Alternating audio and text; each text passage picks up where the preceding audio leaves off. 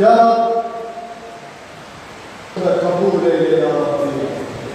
Birliğimizi, dirliğimizi, kardeşliğimizi sen daim eyle ya Rabbi. Ailece çoluk çocuğumuzla birlikte ulaşmayı nasip eylesin.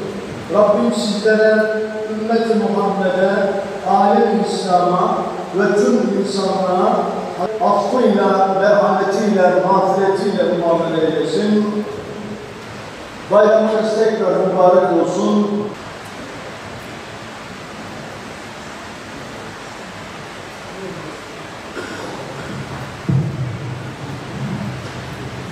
Bugün ilk işimiz bayram namazını kılmak, sonra dönüp kurban kesmektir.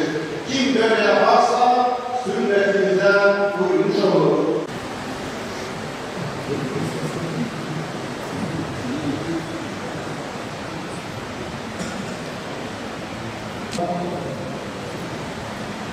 Allahu Ekber, La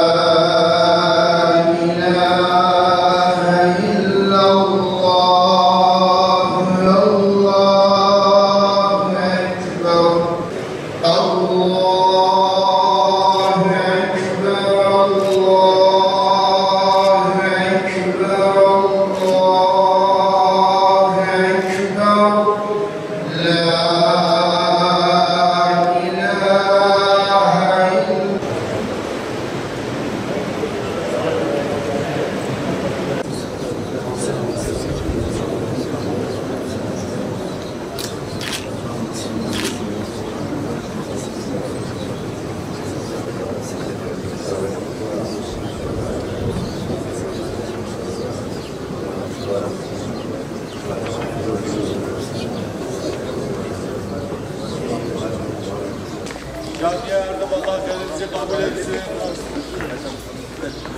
Camiye yardım Allah verinizi. Bizi bir bayrama daha kavuşturan Rabbime hamdolsun. Bayram sevinçtir, bayram mutluluktur. Bayram kaynaşmadır, bayram kardeşliktir. Bayram paylaşmaktır. Kurban yakınlaşmaktır. Kurban takvadır. Kurban teslimiyettir. Bir kurban bayramını daha idrak ediyoruz. Rabbime hamdolsun. Ümmet coğrafyasının farklı kesimlerinde acılar yaşanıyor olsa da bayram Rabbimizin bize hediyesidir. Bu hediyeyi sevinçle kabul ettik. Sevincini yaşayacağız inşallah Allah'ın izniyle. Bayram İslam'ın şiarlarındandır. Biz bu şiarı canlı tutacağız, diri tutacağız. Ümmet coğrafyasının her bir tarafında yaşanan acılara rağmen bayram kutlanıyor. Bayram Arafat'tır aynı zamanda. Hac Arafat'tır. Arafat tanışmaktır. Arafat beraber olmaktır. Arafat birliktir. Arafat kesret içerisinde vahdettir. O kalabalığın içerisinde herkes vahdeti yaşarken ama aynı zamanda fert fert herkes bir anlamda da hesap vermenin, mahşerin provasını yaşamaktadır.